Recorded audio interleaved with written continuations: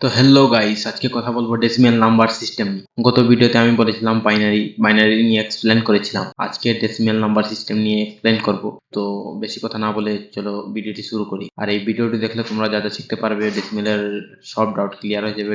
Decimal কোথায় ব্যবহার হয়, কেন ব্যবহার, সব কিছু বুঝে যাবে। কয়টি সংখ্যা থাকে।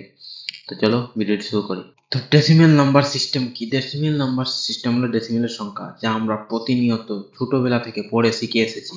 নাম্বার থাকে 10টি, 0 থেকে 9 পর্যন্ত। 0 1 2 3 4 5 6 7 8 9 এন্ড লাস্ট 9।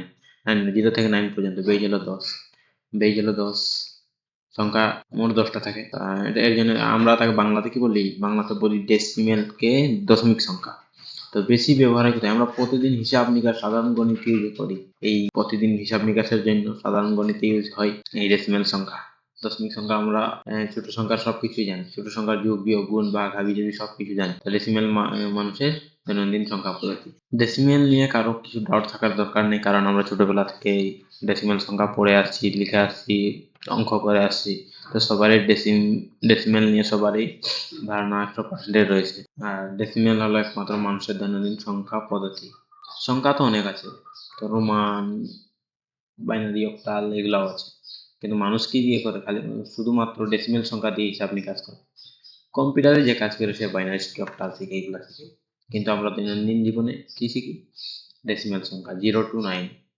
যাই লাখ হোক, কোটি হোক, যতই হোক, আমরা 0 থেকে 9 সংখ্যাটি ব্যবহার করে আমরা এগুলো লিখতে পারি, লিখি আর লিখবো। কারণ ডেসিমেল সংখ্যা নিয়ে তো আমরা সবকিছু মোটামুটি ধারণা জানি। তো আজকের জন্য অতটাই।